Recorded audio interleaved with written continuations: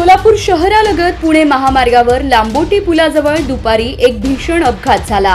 भरधाव वेगाने जात असलेल्या दुचाकीने रस्त्यावर उभ्या असलेल्या आयशर ट्रकला पाठीमागून जोरदार धडक दिली।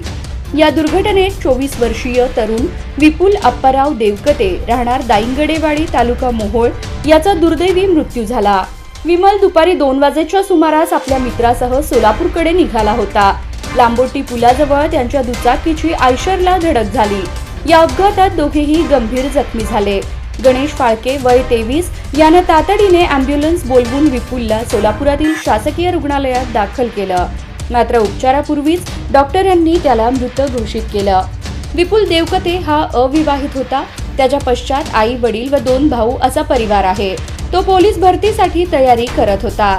या अपघातामुळे गावात आणि कुटुंबात हळहळ व्यक्त केली जात आहे।